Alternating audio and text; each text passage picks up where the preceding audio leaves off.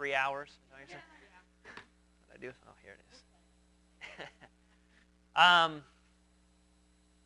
All right, now I started watching a little bit of an animation. I know that goes kind of in more depth than what you need to know about DNA, but it's better to overstate things than it is to understate things. You won't be responsible for knowing all of that. But I want to make sure, because it's going to allow me to go through the remaining slides a lot faster, if you have a good understanding of what's happening here at the most basic level. So I'm going to go ahead and finish these two animations, and then I'm going to try to get through as far as I can with Chapter 2 today, okay, and all the cell parts. Okay.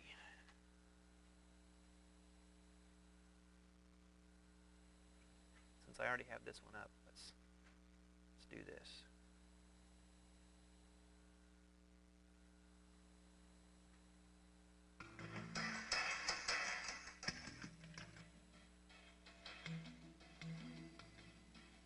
So this is a close-up of the replication process in DNA. They've split. DNA polymerase brings the next triphosphate nucleotide. Note the 3 phosphate groups. Energy is released when this bond is broken. This energy is used to polymerize the new strand of DNA. Polymerization is the process by which new strands are formed. Okay, so what we've talked about so far and what the video discussed was what is DNA, where's it at, what's it made of. The whole 5' to 3' thing is just a directional thing in terms of how they complement each other. The main part of what I want you to get is coming up when we get into transcription and translation. This is just some generic replication type of stuff. Making new DNA to make new cells. Let's watch this process in action again.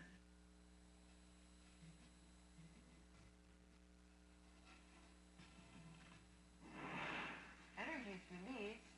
The phosphate bonds to the free OH group. Hydrogen bonds form between nucleotides. This is how new strands of DNA are polymerized. Now let's take a look at the lagging strand. Now if you remember, the lagging strand is built in the opposite direction that the helix unwinds. The lagging strand is the new strand that grows discontinuously away from the replication fork. First, so what I want you to see here, where we have DNA replication, is this 5' is in reference to, if you remember, and you go back on the animation, you can review this yourself, the number of where the carbons are on the sugar molecule. Okay, that's how they got their name 5' to 3'. The point is, the direction that this goes, this top strand, this one is anti-parallel. It means it runs right alongside it, but the direction is flipped. Okay, on the bottom, you can see that 5 to 3, and then 3 to 5 on this side. Now, when DNA is being read, you're going to see that when it opens up, this 3' end is actually where the direction starts, and it works its way this direction. Now, if that's true, it has to stay the same way on the bottom strand, in which case it's not as smooth. Because here you can just, as it continues to open, you can just continue feeding this way and bringing in complementary bases as this splits and making the new DNA strand as you go along. Now with this down here, it cannot read from this 5' to 3' direction. It doesn't do that. So it gets tricky. It gets kind of choppy. And what ends up having to happen is when this comes in here, it actually has to work and then come in behind it, put it in another one, and come in behind it, put it in another one. You'll see that as this process goes, it's a little more choppy down here. This is called the lagging strand. This is the leading strand. It's working its way into the fork. This is being synthesized in this direction away from the fork. It's called the lagging strand.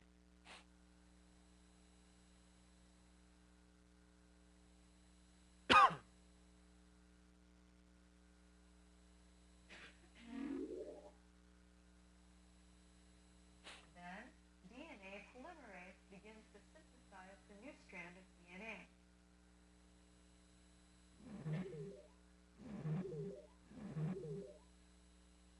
Before more lagging strand can be built, the helix must continue to unwind. Thus, the lagging strand is built discontinuously.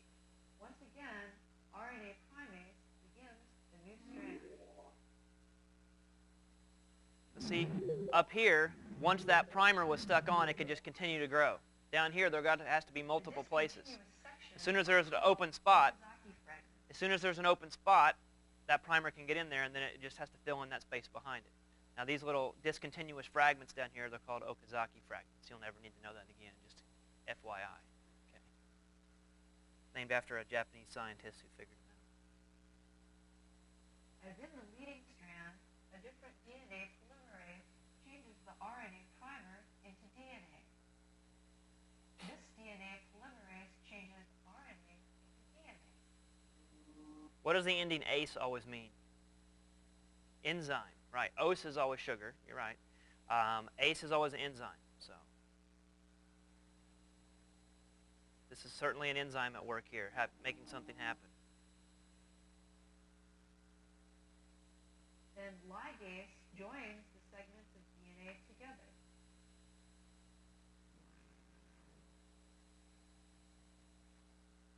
Replication continues in this manner along the lagging strand, building in sections as the helix unwinds.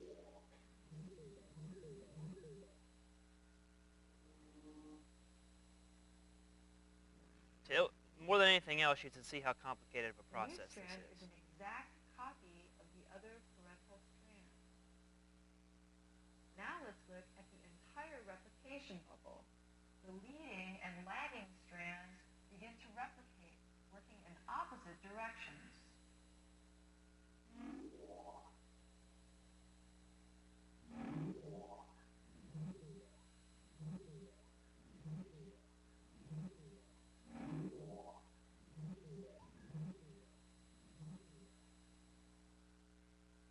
Meanwhile, another leading strand is replicating on the other strand of the bubble. Now see, the bottom side can become a leading strand because it's going in this direction where that bubble is opened up. So the top and the bottom is flipped now. There is a second lagging strand at the opposite end.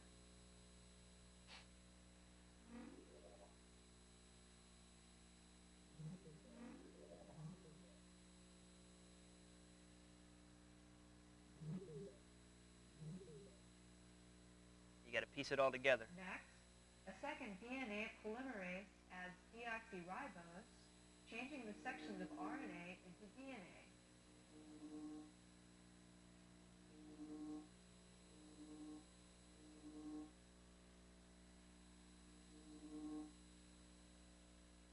Finally, ligase joins the loose segments of DNA together.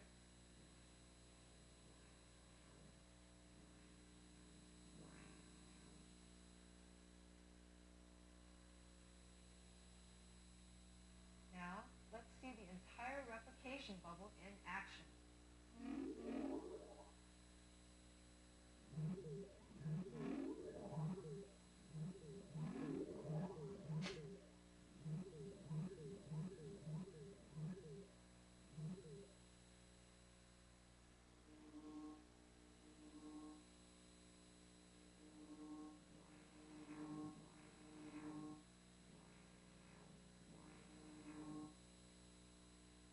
This process continues in both directions until the entire DNA molecule has been replicated. There are multiple replication bubbles along the DNA molecule.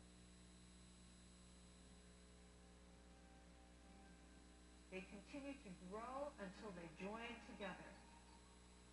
Now there are two complete molecules of DNA. Each new DNA molecule is identical to the DNA molecule will be able to replicate Freaking me and out, start the man. process all over again.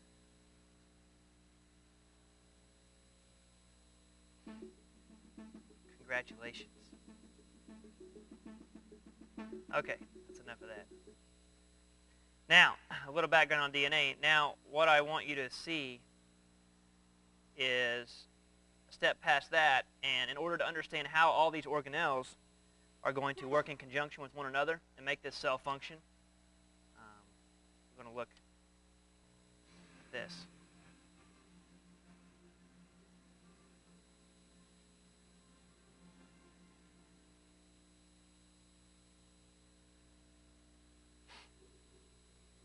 The processes of transcription and translation described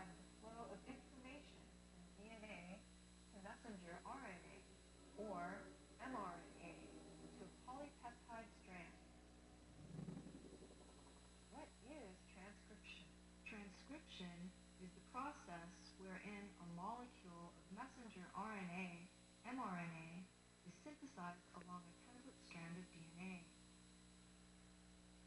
Where does transcription happen? This is a eukaryotic cell. DNA is actively transcribed in a region of the nucleus called the nucleolus.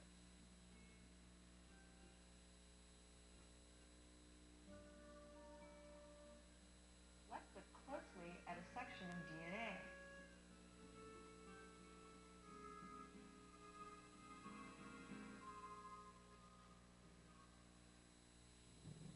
Part 1. Initiation. The promoter signals where transcription begins. RNA polymerase recognizes and binds to this site.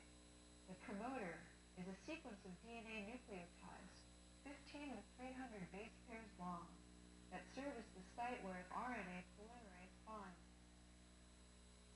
In eukaryotes, a Tata box is typically present in the promoter, consisting of a nucleotide sequence like TA, TA, A.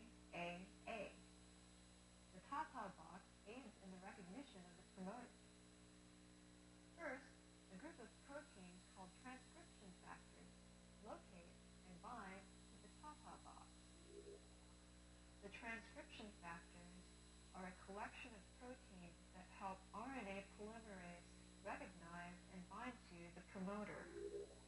Polymerase. ACE means enzyme. To make a polymer means to make something that's long with a whole bunch of repeating units. Okay?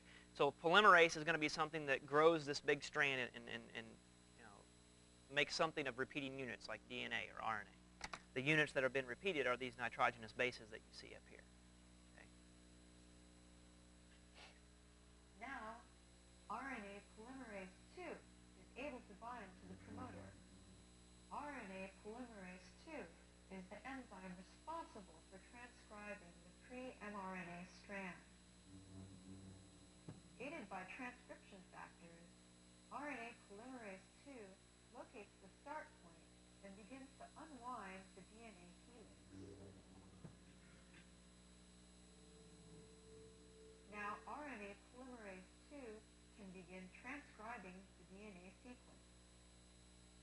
So now we've got DNA that's in the nucleus that's opened up so that silly putty, remember I talked about how mRNA can be like silly putty to come in and take that stamp. That's what we're getting ready to watch happen. Okay, we're just getting ready to watch it at a much more deeper level. Part 2, elongation. RNA polymerase II assembles the RNA nucleotides that complement the template strand.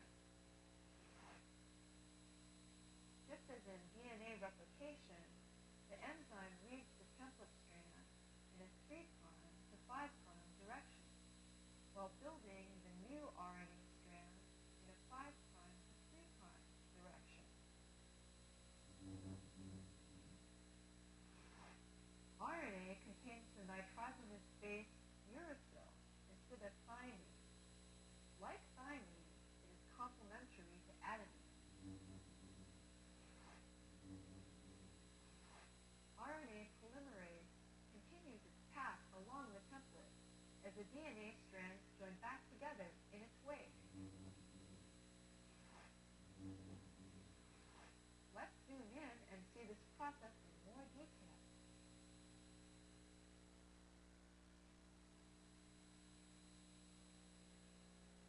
Picked up the pace with the music a little bit anyways. It's like I'm going to do an aerobic workout or something. The enzyme adds nucleotide to the 3' OH group of the existing strand. A phosphate bond forms and energy. We know this is RNA, right? Because we got a U here. So RNA has a ribose sugar, while DNA has a deoxyribose sugar. RNA uses the nitrogenous base uracil rather than thymine as in DNA. As RNA polymerase continues along the transcription unit, the newly synthesized RNA strand separates from the template.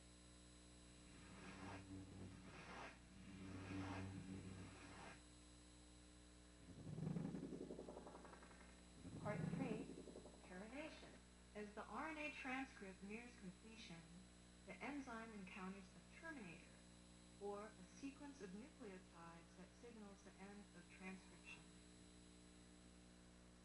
The RNA polymerase transcribes the terminator sequence, and then continues for about 10 to 15 nucleotides before the pre-mRNA strand is released.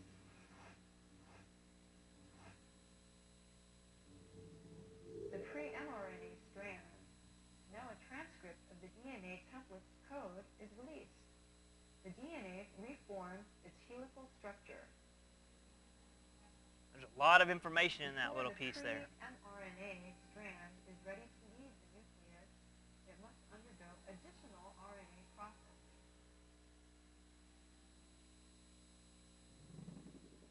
Before the pre-mRNA transcript leaves the nucleus, the ends of the strand are modified to protect it from degradation in the cytoplasm. A 5' cap is added here, and a poly-A tail is added here.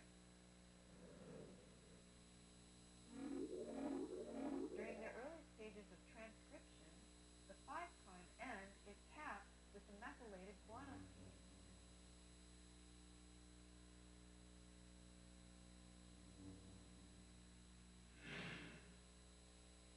In some cases, additional methyl groups may be added to the nucleotides at this end. The 5' cap protects the mRNA from degradation by the hydrolytic enzyme as it travels through the cytoplasm. It also serves as a signal for the attachment of the ribosome. Now let's look at the 3' end.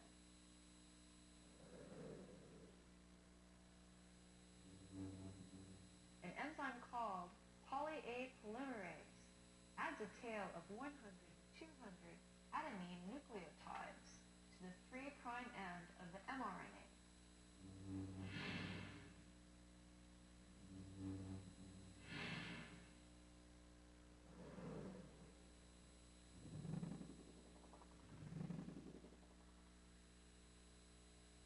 The poly-A tail protects the mRNA from degradation and helps in recognition by the ribosome.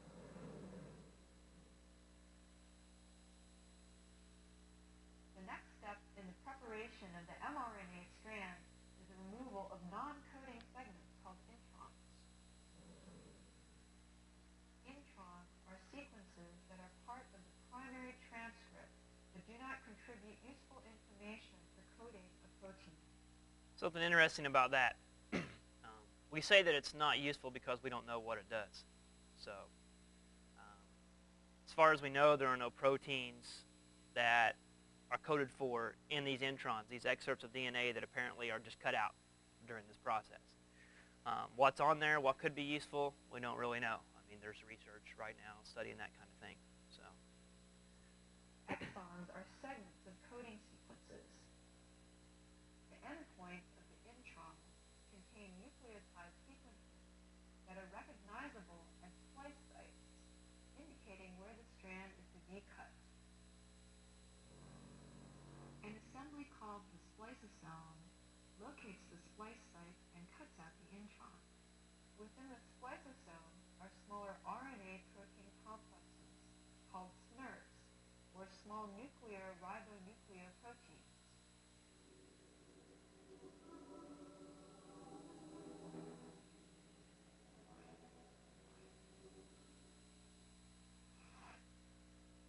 After the introns are cut out, the lysosome joins the exons together. The intron bonds to itself and floats away. Where does it go? Introns are removed by multiple lysosomes along the mRNA strand, and the leftover exons join together.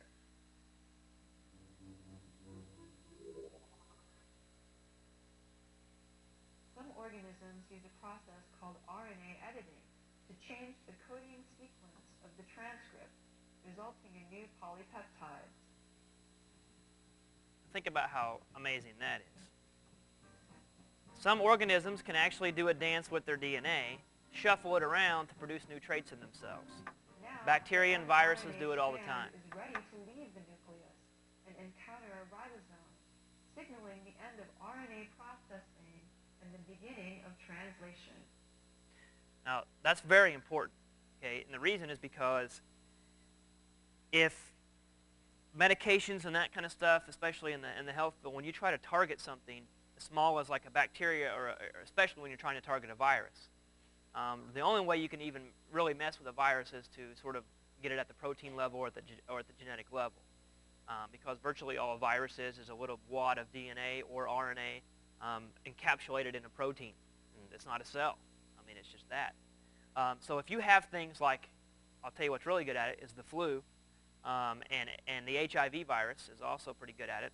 If you've got viruses that can do that little dance and shuffle around their sequences, guess what? They start coding for different types of proteins that now medications and that kind of stuff can't target anymore. It's a different target that they're trying to go for, and these things constantly evade. That's why, if you can assume that life arose 3.6 billion years ago and in the form of single-celled organisms, that's the reason they're still around, is because they're that good. Their descendants have a lot of these abilities to shuffle around their genes and to adapt very well to their environment. That's why it would be incredibly difficult to get a cure for things like AIDS and even for the common flu.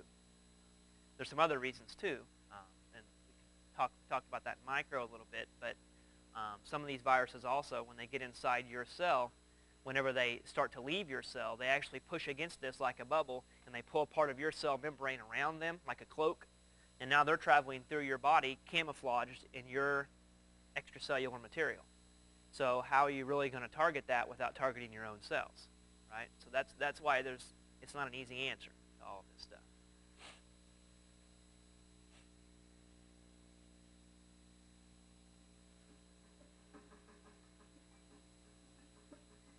Translation is the synthesis of a polypeptide strand using the genetic information present in the mRNA molecule.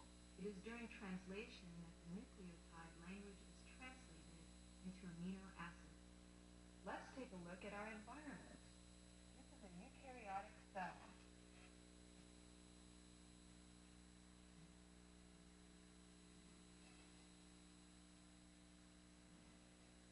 A ribosome is an organelle comprised of protein and rRNA, ribosomal RNA. Ribosomes are the physical site of translation. The mRNA transcript leaves the nucleus via the nuclear pore. Part 1. Initiation. Initiation begins when the mRNA transcript comes together with the smaller of two ribosomal subunits and a tRNA molecule.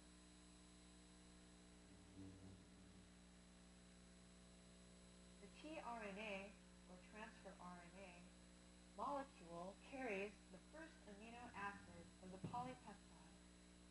The tRNA molecule attaches to the start codon A, U, G on the transcript. Now the second and larger ribosomal subunit arrives, marking the end of initiation. This ribosomal subunit has three tRNA binding sites called the E, T, and A site. The incoming tRNA binds to the A site. The P site holds the tRNA that carries the growing polypeptide strand. The tRNAs will exit the molecule via the E site. Now we move into the elongation stage. Part 2, elongation. Elongation is divided into 3 steps: codon recognition, bond formation, and translocation. Every 3 nucleotides represent a codon, which codes for a particular amino acid. The incoming tRNA contains an anticodon, which complements the codon in the A site. Hydrogen bonds hold them together. The tRNA carries the next amino acid in the chain. Now the large ribosomal subunit, acting as a ribosome, joins the two amino acids together with a peptide bond.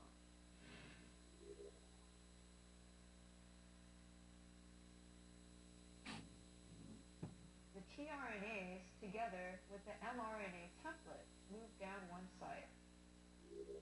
Now the used tRNA is released from the E or exit site. Then the whole process repeats.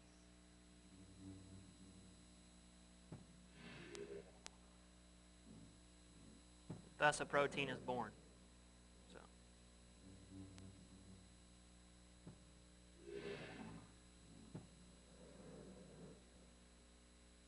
Let's jump ahead to the completion of the polypeptide.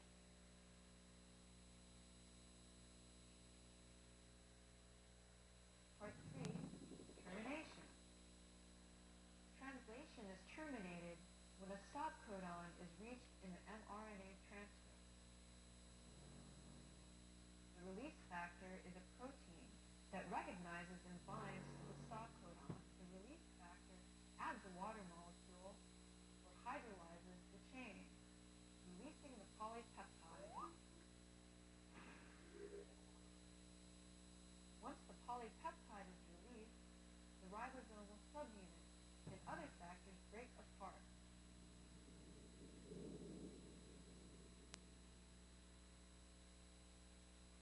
Let's look at the whole strand in action.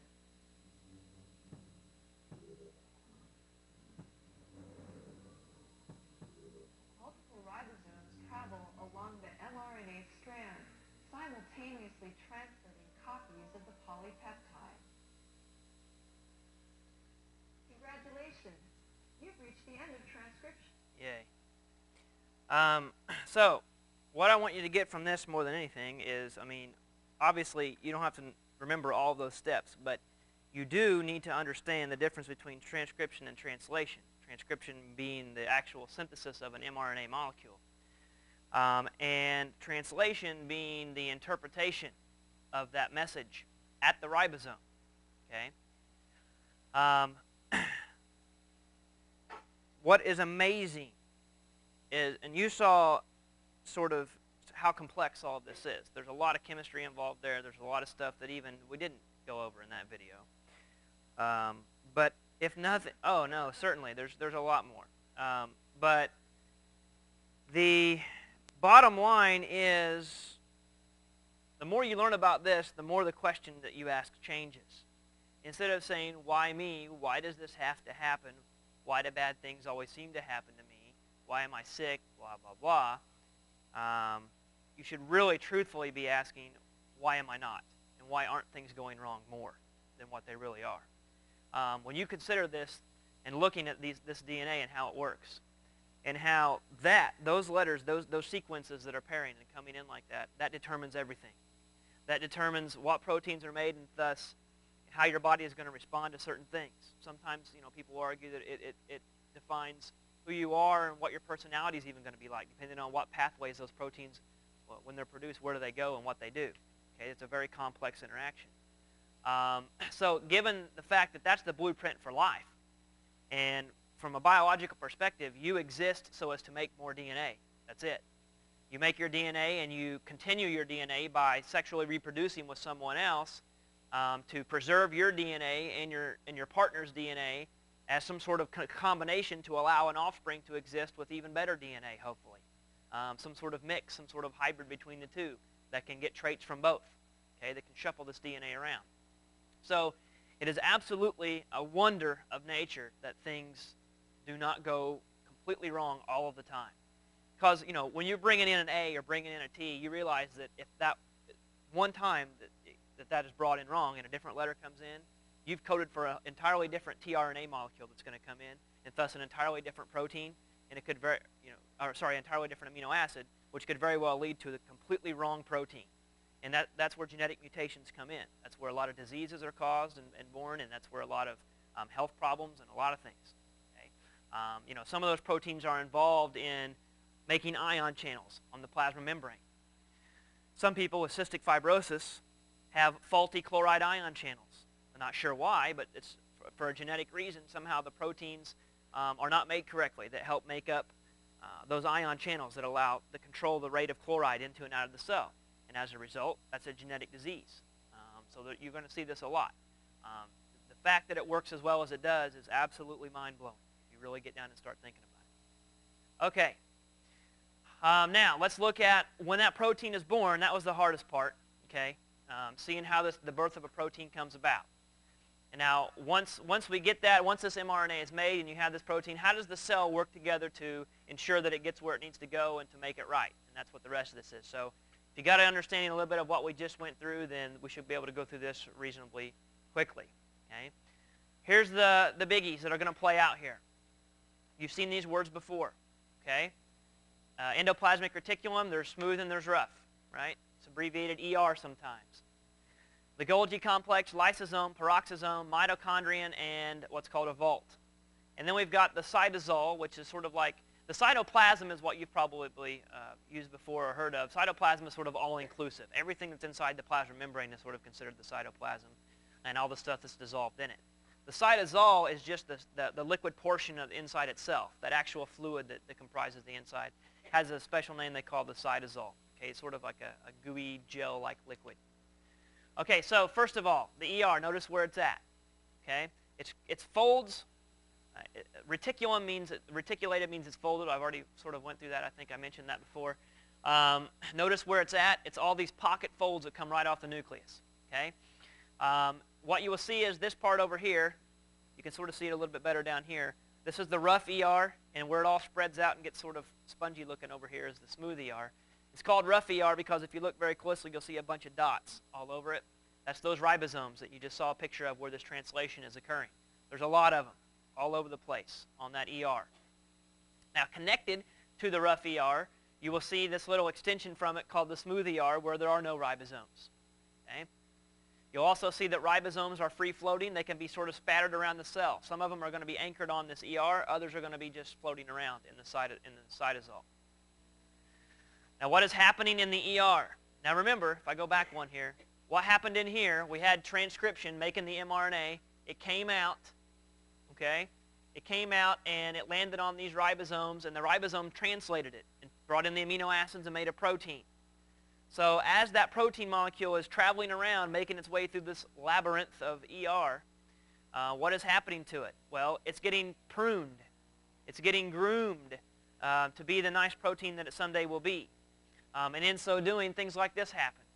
Say this was a chain of amino acids that were all hooked together. It may be that that specific sequence of amino acids is not what this protein is destined to be. Instead, reactions like this sometimes occur. What's unbelievable is what controls all of this. We really don't know how all this is controlled at this level. How does it know to do this, for example? But anyways, like in this particular case right here, it may take this and wrap it all the way around. And one of the things you probably learned about, I know it was in a micro chapter, but maybe in A&P, like when you get into complex proteins, they fold up. There's like called primary, secondary, tertiary, quaternary structures, and they all get folded up into different like wads and stuff to get a final protein. This is where all that starts.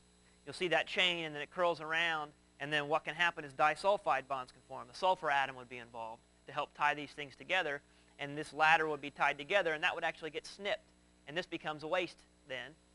And all those amino acids are cut out because the protein that you wanted involved all of this, but you wanted these two strands specifically, and it's going to be bonded together, and that is now waste.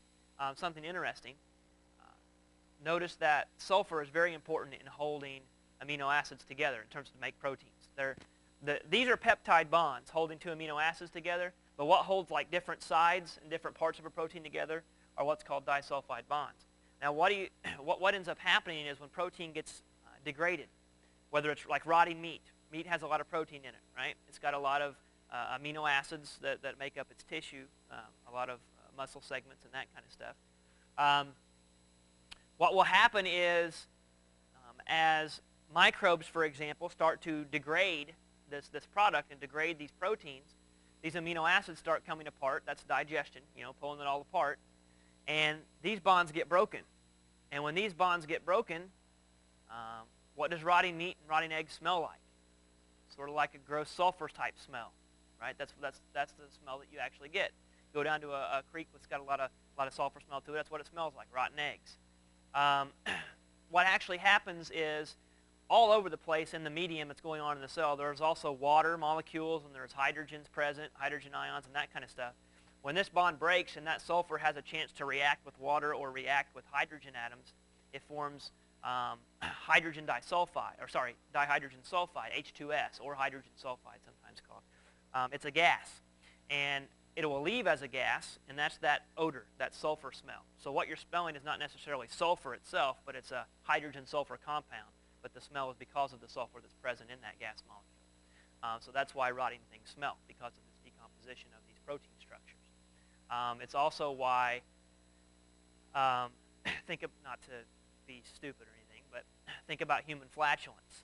Okay, the main component of human flatulence is CH4, which is methane, and that's produced because of the bacteria that live in our gut. When they break down products, they naturally release methane gas as a waste product, and that accumulates in our bowels and then has to come out somewhere.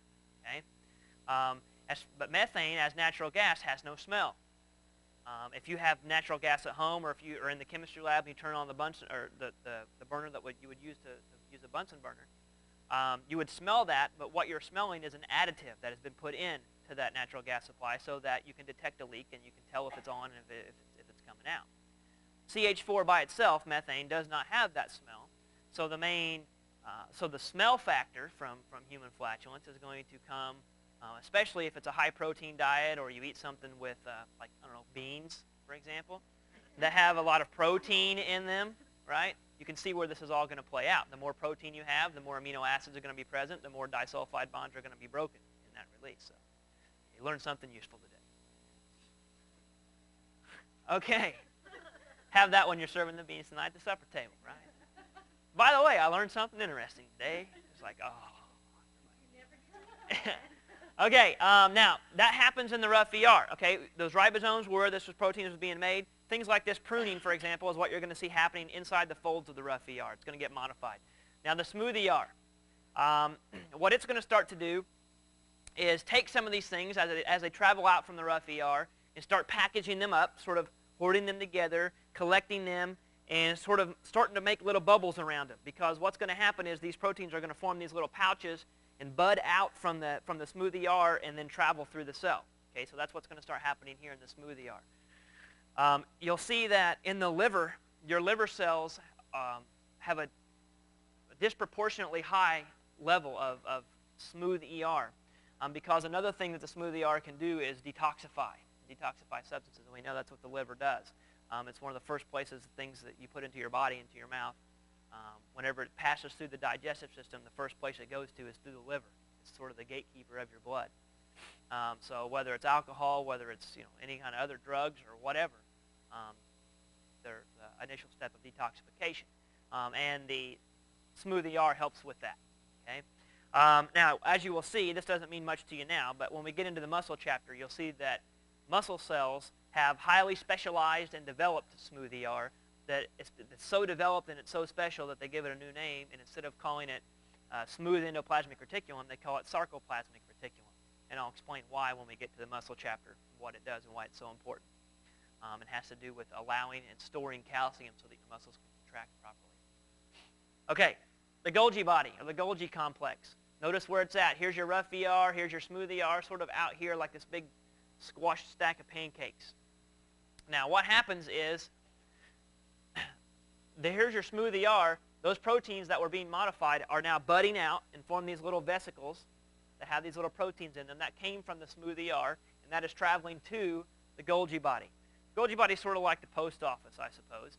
It can slap an address on stuff, box it up exactly the way it's supposed to be, sort it according to excuse me, where it's supposed to go. That's the function of the Golgi body, so everything's sort of working together. So there's a picture of how it would work. It comes out from the nucleus, maybe some ribosomes synthesize some proteins, they get snipped and pruned in here, they pass through here, maybe additional chemical modifications occur. Ultimately, these transport vesicles are produced. They leave and they diffuse across the cell until you reach the Golgi body. It'll fuse with the Golgi body and then release those proteins into the Golgi body. And when it does, it'll pass through, get sorted, get modified, and get ready to go to where it needs to go. Okay, and it sort of groups together similar proteins to figure out how they're going to leave. Okay, ultimately, like it can be secreted right here, and these little inclusions, these little vesicles right here that contain those groups of similar proteins that are going to work together, they can go and ultimately you'll see secretion, exocytosis. That'll come up to the plasma membrane, fuse with the plasma membrane, and then open up out into the outside of the cell. And then those things can go out into the bloodstream and go wherever they need to go. That is the destination for proteins that are made from the ribosomes that are on the rough ER. Now, ribosomes that are just free-floating, the proteins that are made there, they don't go through all of this step. Instead, they are made and they stay in the cell because that cell is going to use them. This whole factory here becomes important when you've got to ship those proteins somewhere, and they need separated, they need labeled, and all that kind of stuff. Okay, so that's the big difference.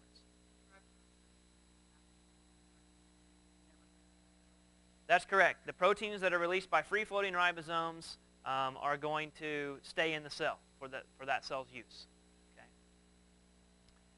Okay, so what happens here at the Golgi body? We've got to look at it. This is why this is advanced physiology, not just physiology. We've got to look at it at the chemical level. What is happening with these proteins? Okay, so here's a few different proteins that have been sort of grouped together in the Golgi body. What is happening here? Now, there's a key here. Notice, we'll call them cargo proteins. They're all in the same little cargo unit. Okay. Notice that. Now, you also saw that as mRNA was being transcribed, it happened translated at the ribosome to make proteins. You saw that it happened in different segments, right? So there could be more than one type of protein that's being made at the same time. So you got these various changes of amino acids. This could contribute to what you see sort of right here, groups of proteins. Okay. One of those proteins may be what's called a sorting signal. This guy right here.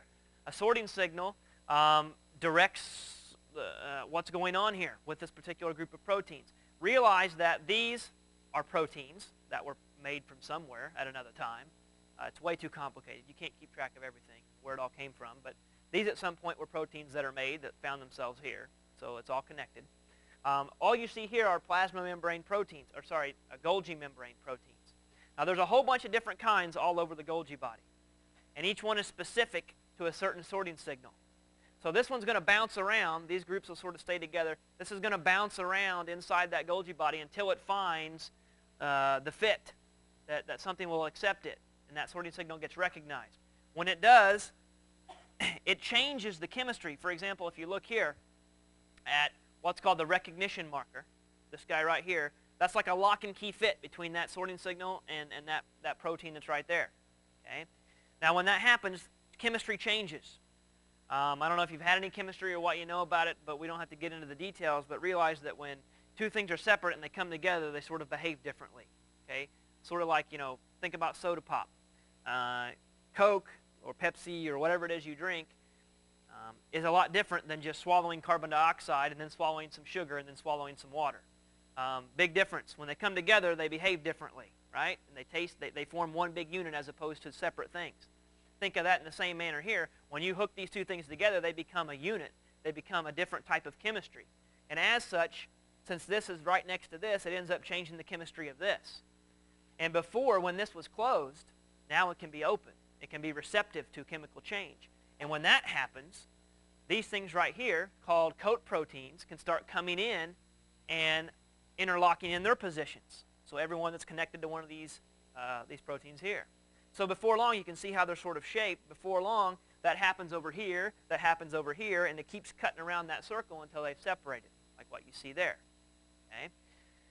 Now, inside there, what's not shown are there could be some other proteins that got wrapped up in there, and those could certainly be in there if that's the case. Okay. Now, when this comes up, it will now be released. You've got this little bubble. It's floating up from the Golgi body. It's going to be going to the plasma membrane. Okay, here's outside the cell. Here's the inside the cell. The same thing sort of happens. The chemistry of this has now been changed because of everything else that went on. It can find where it needs to go, find a lock and key fit, find a proper chemical bond for one of the proteins that are present in the plasma membrane. And when it does, they hook together, and guess what? Chemistry changes again. So it just, I'm skipping over a ton of stuff here. Okay, there's a whole lot of chemistry lecture going on here. But anyways, what can end up happening is that fuses, and that allows this ultimately to fuse with this membrane and then open up and release those contents. So another place where things could go drastically wrong. Okay, lysosomes, something separate. So we've talked about nucleus, the DNA and how the DNA and RNA work together, ribosomes, rough ER, smooth ER, Golgi body. What about lysosomes? Lysosomes are sort of the digestive system of the cell in the sense that it's sort of like taking out the trash kind of thing. They do a lot of cleanup. They're little sacs. They're actually, this is what's neat, they are actually things that have come out of the Golgi body. They are proteins that come out of the Golgi body, but instead of going to the membrane to fuse and be left, they stay there and then they float around inside the cell. And they fuse with stuff that comes in the cell, and because the proteins that are in there are enzymes. Remember, enzymes are specialized proteins. They're enzymes because they speed up reactions, they degrade things and that kind of stuff. But ultimately, they are proteins. They're just a type of protein. So some of these proteins, if they are enzymes, instead of fusing with the membrane, they may float around inside the cell. So that when other stuff comes in the cell, they can fuse with it, and then their proteins can digest it when they fuse together. Okay, that's what a lysosome will do. Okay. Let's see. There's a couple of different ways to bring material into the cell. What lysosomes do is deal with material that has been brought into the cell. Clean it out if it needs to be. There's a few different things I want to make sure you understand the difference between pinocytosis, receptor-mediated endocytosis, and phagocytosis. Big words. What's the difference? Has to do with size. Okay? Pinocytosis is bringing in something into the cell that is very small, like mostly fluid, mostly liquid-type things, and things that are dissolved in liquids, something very small. Receptor-mediated endocytosis is like when whatever it is has like a membrane or something that bonds with something on the outside. It cannot diffuse directly into the cell. Instead, it has to fuse with the membrane. The membrane has to respond to it and then wrap around it and bring it in. That would be receptor-mediated endocytosis. There's receptors involved. Okay? Now, phagocytosis is just crude. It's cell eating. The cell goes up and actually just goes up to something and sort of like an amoeba, wraps itself around something and then closes it on the other end and just sucks that thing in. Okay?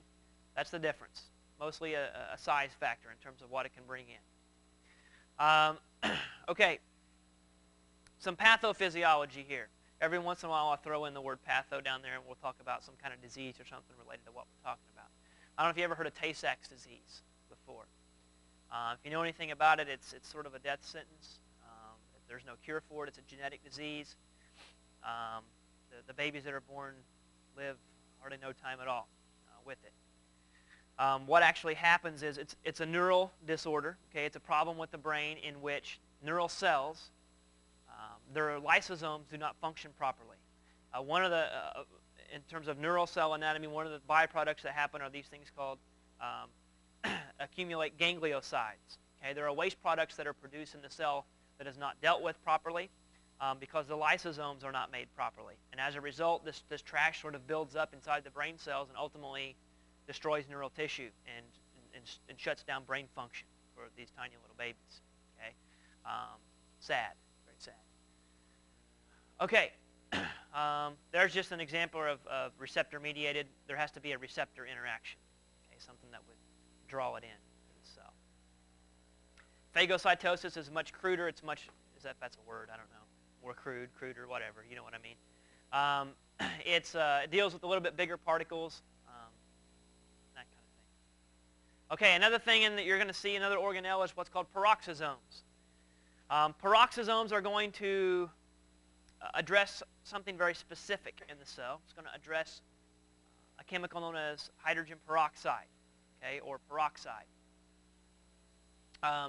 They too are like lysosomes. They're tiny little membranous sacs that have special protein enzymes that are in them when they're floating around the cell. They contain catalase, and they also contain peroxidase. I don't know if I put that on here or not. But they contain catalase and peroxidase. You know when you take hydrogen peroxide and you put it on a wound, right? What does it do? Why? It's eating the dirt. It's killing bacteria. Oh, This is perfect. This feeds into the misconceptions. Okay, let me ask you this. Let me ask you this. If all else fails, just say it's reacting. Right? Let me ask you this. True or false? You guys are letting me down back here. You guys should know this. You had micro with me. Oh. All right, I know, but true or false? The more it bubbles when you put on the hydrogen peroxide, the more infected it is. Why? You figured it was too easy to be true, so you have to say false. Now you tell me why.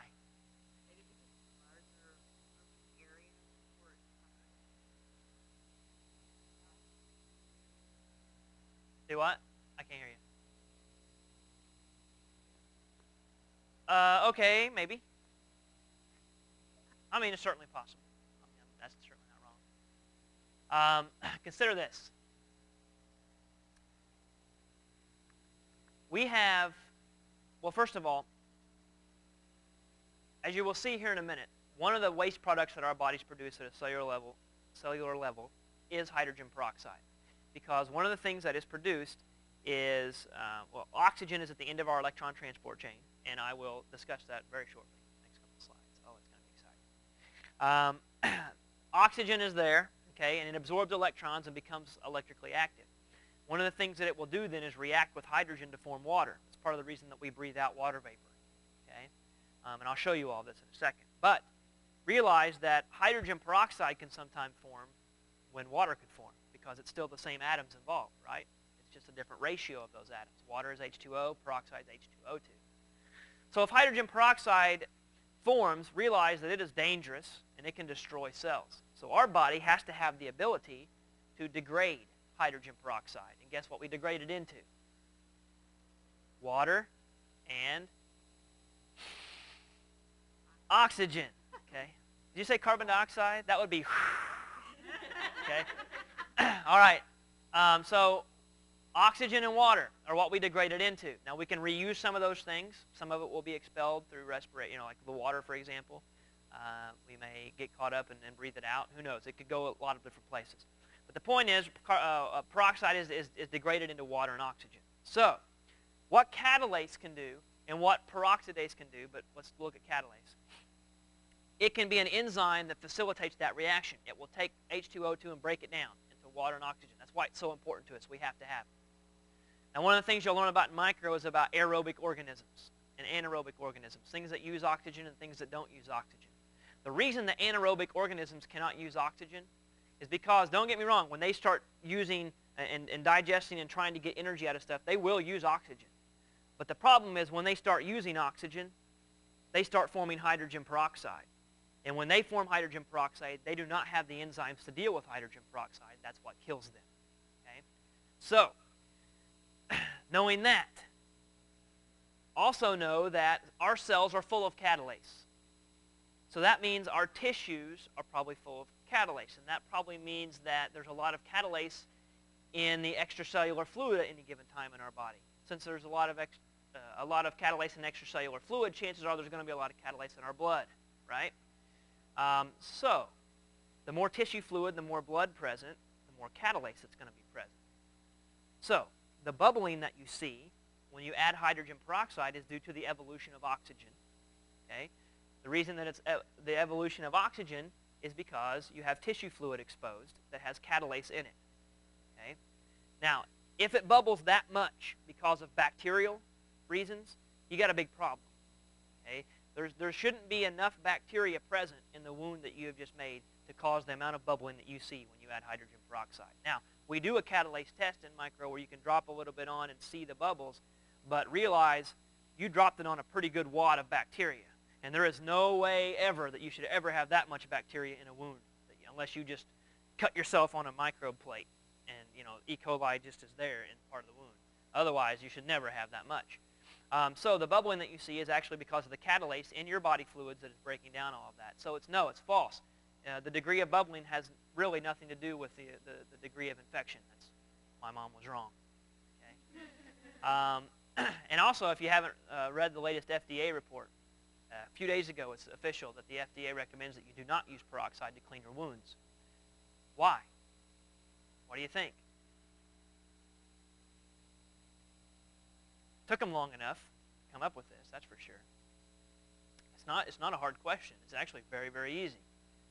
Peroxide has the ability to destroy cells, right? Including our own cells. And when you put enough concentration of it on, like you do, and like I would do, or whatever, I use peroxide. And, when you put it on there, you're actually putting in so much concentration of hydrogen peroxide than the amount of catalase is present to deal with it. So you inadvertently end up destroying some of your own cells when you do that. And the risk way that they've done is that the amount of cells that you kill off of your own versus the amount of bacterial cells that you would possibly end up killing when you do this, it's not worth the process. They're saying now just wash it out normally, like you normally would with water, soap and water, and just put an antibacterial on it, like Neosporin, whatever, because really the hydrogen peroxide doesn't seem to have much of an impact, which makes sense if you think about it. It really does. Also, given the fact that when you put this hydrogen peroxide on your body, the really only way that you're going to be able to get any use out of it is if it sort of goes down and gets absorbed in, because those bacteria have already started migrating, and that kind of thing. You might wash off and get a few on the top, but by and large, there's still some more stuff to deal with. Anyways. Oh, good, the mitochondria.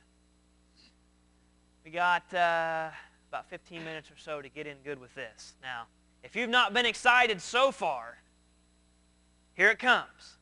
Here it comes, okay? Now, this will blow your mind. It's like Jack Black on School of Rock. Blow your mind. All right. First, I want to discuss something of philosophical interest, the origin of the mitochondria. Here's what's really neat.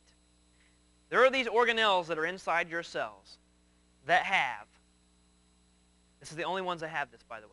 The mitochondria has its own set of DNA. And its DNA is independent of your DNA. It does not match your nuclear DNA. Where did it come from? What is this DNA? Now, I want you to imagine this. When we start off as individuals, when we start off as organisms, we start off as one cell, right?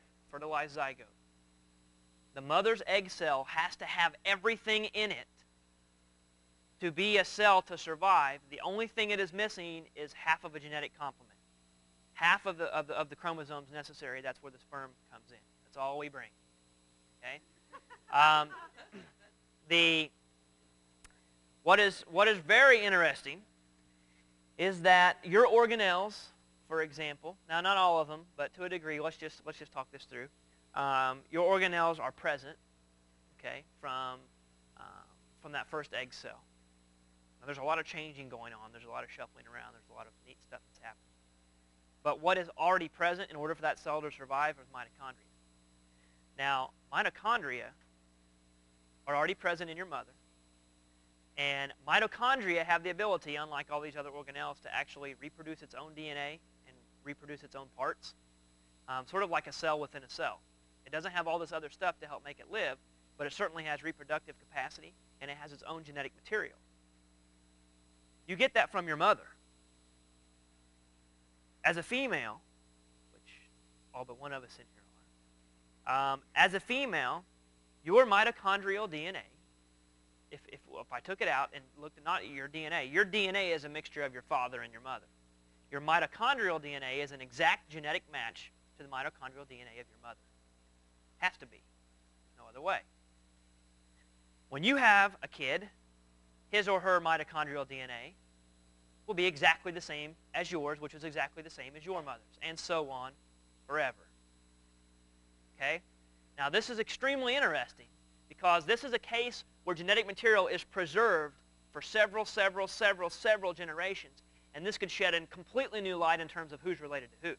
Okay? We're a lot more in common than you think. Now, I haven't read up on this. It's been several years. It was when I was taking one of my graduate physics course that we were discussing this. It's been several years ago. But at the time, there was some computer-based physics research out there with hypothetical situations that was tracing back all of the possible sequences and similarities between the different types of mitochondrial DNA that exists. And what you would see, what's very interesting, like if we just did a survey in this room and we mapped our genetic material in terms of our mitochondrial DNA, you would probably see that some of us share same mitochondrial DNA. It's certainly possible, okay, because there are just a few strands out there. Turns out that this particular experiment that I read suggested only seven different strands of mitochondrial DNA. So these are referred to as the hypothetical 7 mothers of the world, okay, and that everyone can sort of have one of those relationships. They fall into one of those 7 categories. So this would be really neat if they ever did more with this to figure out really who's related to who. At what point do you share genetic material with someone else who is so far down the genealogical line and you'll never find out? It'll be really interesting. And it's neat. Now, the reason I bring this up is because I put the word origin as a question. Where did these mitochondria come from? If they have their own DNA that is completely independent from the DNA in your nucleus, where did that DNA come from? Where did this come from? There's something proposed by a very famous woman scientist, biologist, Lynn Margulis. You hear about all the guys and all the things they did, but there's a lot of very important female scientists out there, Rosalind Franklin, who actually found the structure of DNA but got screwed, figuratively, by James Watson and Francis Crick. Those guys get credited for the discovery of in 1953 of DNA and the double helix structure. Guess what? They stole her results. A woman actually found that. So it's interesting if you get into some of the history there. But the endosymbiotic hypothesis is a hypothesis that exists that suggests at some point the mitochondrium possibly was its own organism or else was found in some other place, some other organism, and our ancestors who were smaller, like maybe even single-celled ancestors or whatever, I mean this is just a theory, somehow incorporated the mitochondria, eukaryotic cells in general, like it could even be some protists like amoeba and whatever, incorporated this mitochondria, and instead at some point through some fluke reaction of chemistry it got preserved and it did not get degraded over a period of time. It ended up greatly benefiting that cell. So the mitochondria continued to produce, and as that cell produced it kept putting more mitochondria in its descendants, and then over time here we are. Things have changed over time to the point where it's become part of us. Who knows? There's no way of proving that. There's no way of disproving. But it certainly is interesting to think about. Okay, anyway, big time side of ATP. Even if you don't understand everything about ATP, you certainly know that it's of immense importance in the biological world. It is the energy currency for the cell. It allows us to carry out all the things that we need to carry out to maintain homeostasis and to live. Okay? There's 2 big parts called the citric acid cycle, also called the Krebs cycle, named for the guy who found it. Citric acid cycle because that's the first product that forms in the cycle. Either way, it doesn't matter. And the electron transport chain, which I'm going to talk about. Now, you've probably discussed this to some degree, or at least referred to it in another class. Maybe not all of you, but some of you. I assure you that it's not as difficult as it may have come off as being in the past. But it is absolutely amazing. Okay? It gets me excited thinking about it. All right, so here's your structure of the mitochondria, right? Notice that it's a double membraned structure. It has an external membrane, and it has this internal membrane down here, and both of these are going to become important. They're sort of bean-shaped. And it actually has its own ribosomes. It has its own DNA that's going to be floating around in here. Okay? All right, so what is happening? Here we go. You have to wake up for a second, or else you're going to be spaced out and miss some very valuable information. Okay? Because this is going to be something that's going to be hard for you to sort of just read and understand. So I'll end up with this. Okay, what we want to talk about here for a second is how your cells get energy and how they turn it into a usable form of energy. When you eat something and you digest it, the goal is to, for example, get to a glucose molecule. Whether you're stuffing this giant Rally Burger or Big Buford, in your mouth, ultimately realize that when you chew it, and then salivary amylase starts digesting carbs immediately. You swallow it, it goes down through the stomach. Your pancreatic juices, your stomach juices, your other enzymes, things that are secreted, all this is going to help degrade this product down to the molecular level. That's the goal. The goal is to get it all the way down to like glucose-sized molecules that can diffuse into the cell. That's a big project if you think about it. There's a lot of stuff to break down there. So what? It gets into your bloodstream and it travels around. How does this fuel your cells? Well, we're going to just skip over all that other part because that's what we're going to cover in digestion. But I want you to think about the fact that glucose is already there. It's a 6-carbon sugar. What's the formula for glucose? Good, C6H12O6. There's 6 carbons, 12 hydrogens, 6 oxygens. What I care more about than anything right now is the fact that there are 6 carbons. Okay? All right, so this 6-carbon molecule, because carbon-carbon bonds are where this energy is going to come from. When 2 carbons are together and that bond is broken, there's energy tied up with that, and that becomes very important. So what happens is these glucose molecules go through the bloodstream, they diffuse. Insulin will help. We'll talk all about that later. Who cares about that right now? Right now, they got to get into the cell. So they're into the cell. Okay? Once a glucose molecule gets into the cell, how does that turn into anything useful for our cell? The first step, what happens is what's called glycolysis. What does lysis mean? Okay. What does glyco refer to? Sugar. Makes sense. What's getting ready to happen? We're going to cut that sugar. Okay? Actually, what happens, what would make sense is to cut it in half. So let's do that. That's what our body does. It'll take a 6-carbon sugar, cut it in half into 2 3-carbon molecules. It's not really a sugar now, but it's 2 3-carbon molecules. That's the first step. That step is called glycolysis. Where does this happen? You've got to know where this happens. This happens in the cytoplasm, or the cytosol of the cell. It does not happen in the mitochondria. It does not happen in any organelles. It happens in the actual fluid of the cell after it comes in. There are enzymes floating around that will come in contact with this glucose and cause it to happen. Now, there are actually 10 very complicated steps of glycolysis. I'm not making you know those. I don't even think your book talks about it. But there are a lot of biochemical steps that have to happen. All you need to know at this point is that glycolysis occurs, and it means taking a 6-carbon sugar, splitting it into 2 3-carbon molecules. Okay? Okay.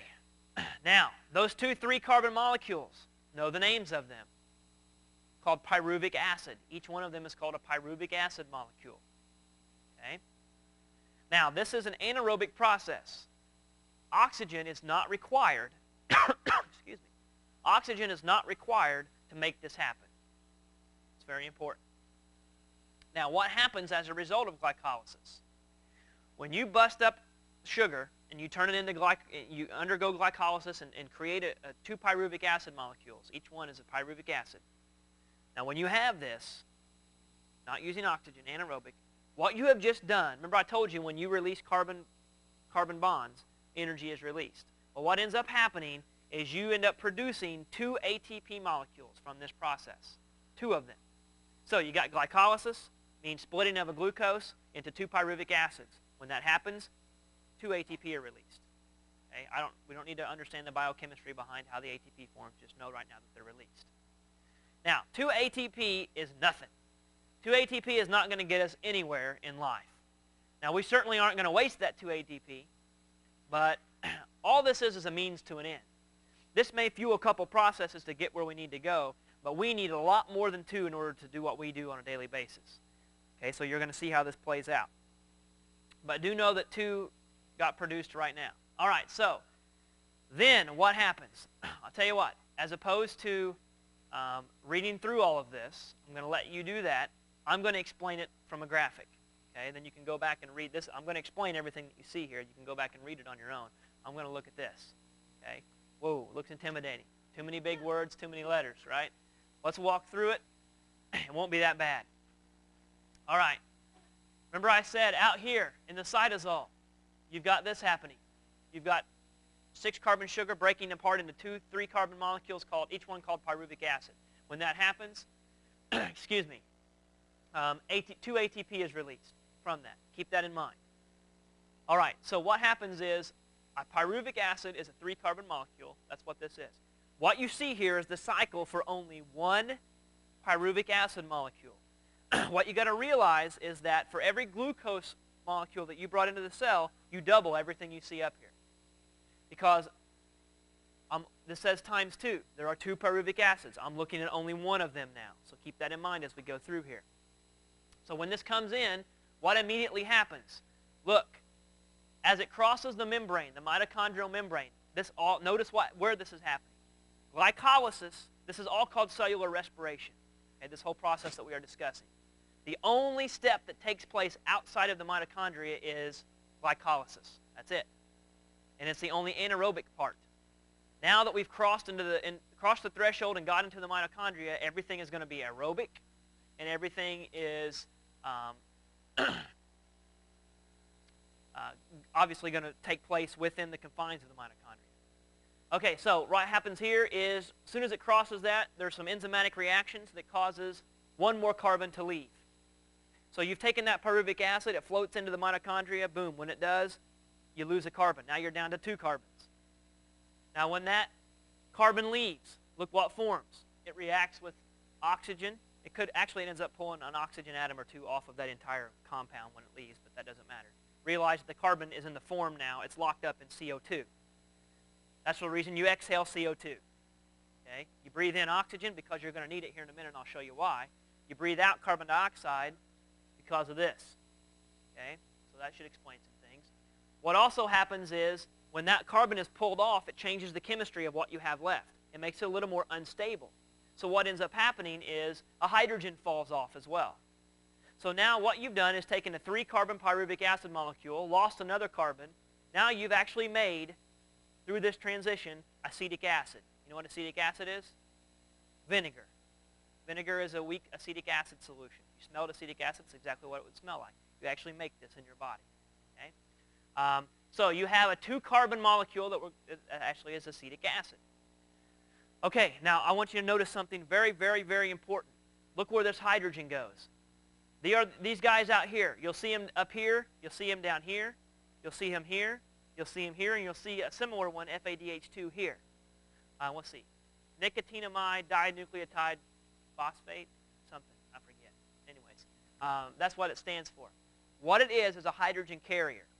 Now, this is extremely important because what's going to happen? Here's what we want. This is the payoff that we want. Our big mother lode is going to come from all these hydrogens that are produced along this path. See where all it happens?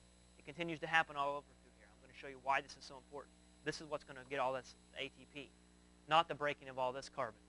So there's one of them. This guy is going to come in and pick up an H. As you can see, it's joined onto it right there. And then follow the arrow. It's just going to leave. Just pretend like it leaves the scene for a second, and it takes those hydrogens with it. You're left with 2 carbons here. There's another enzyme that comes in and reacts with the acetic acid called coenzyme A, and it makes a new compound called acetyl-CoA. Okay, you don't have to memorize all of this. But ultimately realize that it joins into this Ferris wheel-looking thing, which is actually the Krebs cycle. It's the citric acid cycle. Why? Because the very first thing that forms is actually called citric acid. Same stuff in orange juice. You know what citric acid is. So when it joins this, it goes through these molecular conversions. It doesn't really hook up with anything.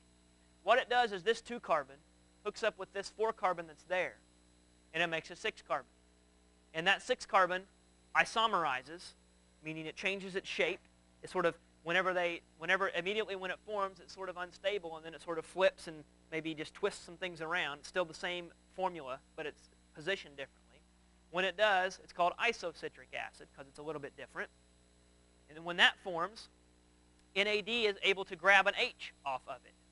When it grabs an H off of it, it leaves and renders that molecule a little bit unstable to the point where now another carbon actually falls off. So now you've got CO2 that's released. Again, you're going to exhale that, get it out of your body. So you're left now, because you've lost that 1 carbon, to a 5-carbon sugar, or sorry, a 5-carbon acid. Doesn't matter. You don't need to know the names of any of these. Okay? The same process keeps happening, and you lose these H's, and you lose some carbons. You lose carbons twice, okay, and you lose some H's. What's very important is the H's that you lose and what picks them up. And you'll see that over here. You'll also see that in this particular step right here, during this conversion, you actually produce an ATP. You produce 1 ATP in this cycle. Again, it doesn't seem like much of a payoff considering everything that's going on. But it is, because you're producing a pant load of hydrogen that's going to be very, very important. Okay? So you go through this cycle, and what you end up getting is a bunch of hydrogens that get extracted off. You get an ATP that forms, but nothing major. Okay? And then it sort of repeats itself, and then here you start again, and the next pyruvic acid molecule can come in and do this whole process again. So notice we've got 1, 2, 3, 4, 5. This actually picks up 2 H's. Okay. 6.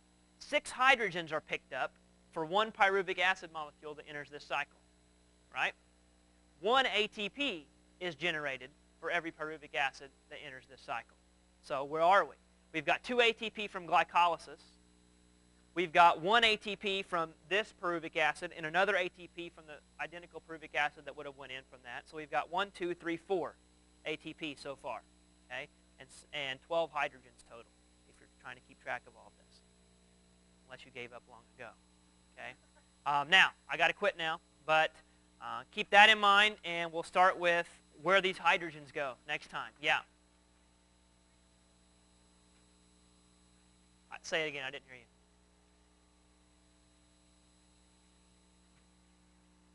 It forms 2 pyruvic acids. Yeah, glucose is a 6-carbon molecule. It has 6 carbons. When it undergoes glycolysis and splits, 2 sets of 3 separate. So you had 6, and they split apart into 2 3s. Each one of those 3s is called a pyruvic acid. Okay.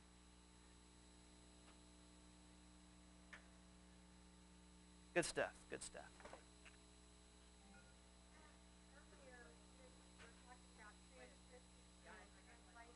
Mm-hmm. You just narrowed it down into different.